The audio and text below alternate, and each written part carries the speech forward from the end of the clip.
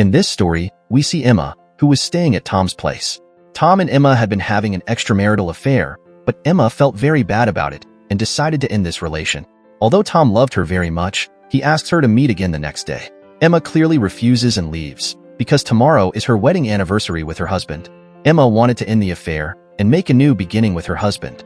The next morning, Emma gets ready and goes to her husband Mark's office, as they had planned to go out for dinner to celebrate their anniversary.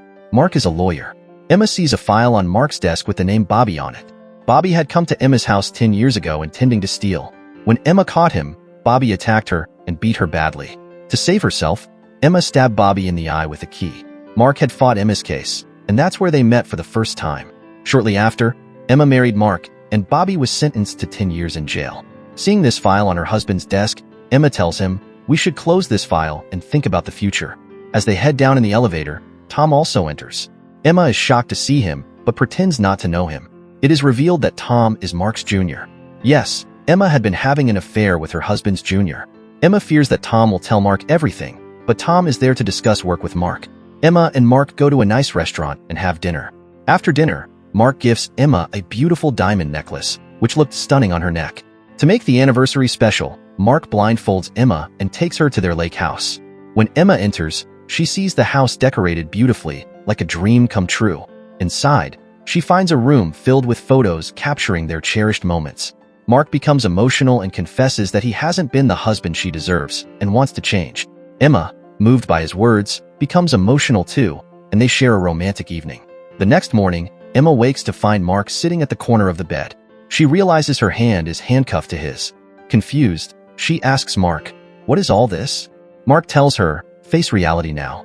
Before Emma can react, Mark takes out a pistol and shoots himself. Covered in his blood, Emma tries to run but is held back by the handcuffs. Terrified, she struggles to free herself but fails. Desperate, Emma picks up the gun and tries to shoot the chain, but the gun is empty. Mark had used the only bullet. It's clear he had discovered the affair and planned this to teach her a lesson, bringing her far from the city. Emma tries to call the police using a nearby landline, but it's dead. Mark had planned everything meticulously. With no options left, Emma drags Mark's body around, searching for anything that can free her. She finds her wedding gown in another room and behind it, a safe. Using the gown, she drags Mark's body to the door but sees no one outside to help. It was very cold outside, so Emma put on Mark's clothes and continued searching for a way out. She finds her phone, but it's been destroyed by Mark the previous night. Helpless, Emma searches the house for any tool to break the handcuffs but finds nothing. She drags Mark's body to the car and tries to start it, but the radio turns on with the recording of Mark taunting her. "What have I not done for you?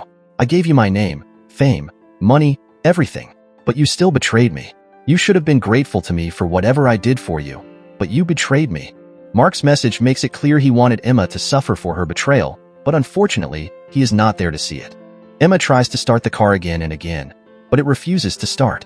Stepping outside, she sees that Mark had already emptied the entire fuel tank. With no other option, Emma goes back into the house. She heads to the bathroom to clean off the bloodstains. During this, Emma struggles to remove the necklace Mark had gifted her, but it won't come off. Exhausted, she drags Mark's body to the basement in search of tools, but finds none. How could a person who planned so meticulously leave tools in the basement? Emma then drags Mark's body into a room where she sees a 10-year-old photo of Bobby. This means, according to Mark's plan, something terrible is still going to happen. While staring at the photo, she hears footsteps at the door. Frightened, Emma runs to close it, but then hears Tom's voice. She opens the door and lets him in. Tom asks, "Why did you call me here by messaging me?" Emma, confused, says, "I didn't send any message. Mark did this. It was all part of his plan to kill two birds with one stone."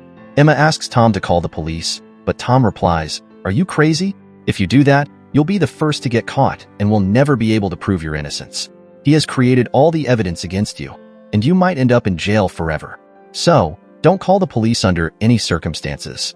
Tom reveals that Mark had done many wrong things and tampered with evidence, leading to the possibility of an office raid.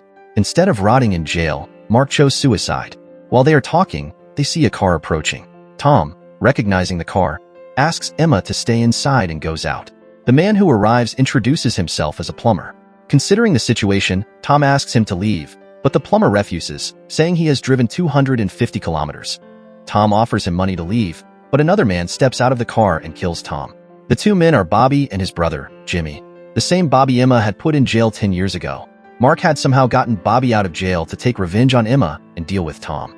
Bobby breaks into the house, determined to find Emma, while Jimmy is only interested in stealing the diamonds. Bobby, however, is hellbent on revenge.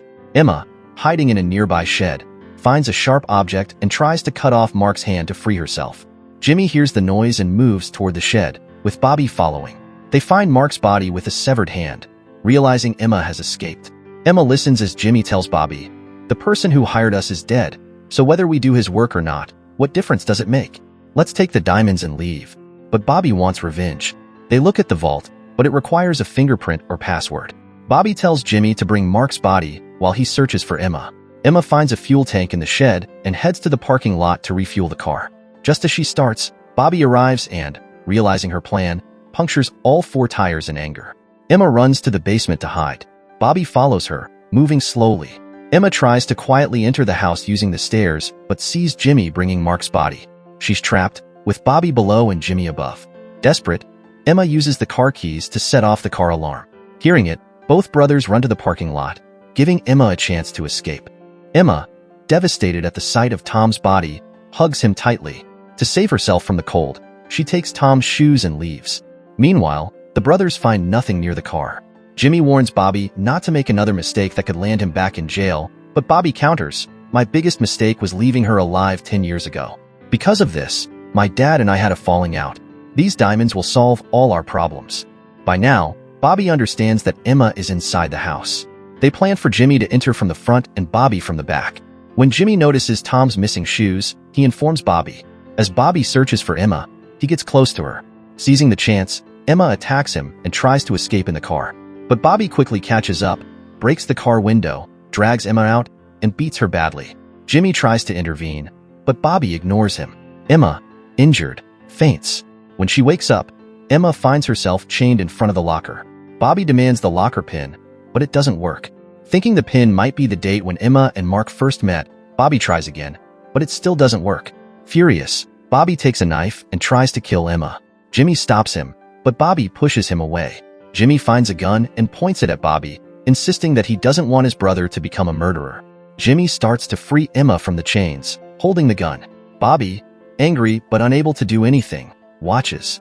Bobby then opens the vault using Mark's thumbprint, finding no diamonds but a note that says, "Diamonds are near the heart." Realizing Mark meant the necklace Emma is wearing, Bobby orders Jimmy to remove it. Despite various tools, Jimmy fails. Emma explains, "I tried to remove it myself before you, but it won't come off." Enraged, Bobby prepares to slit Emma's throat. Jimmy tries to stop him, and in the scuffle, Jimmy is accidentally killed.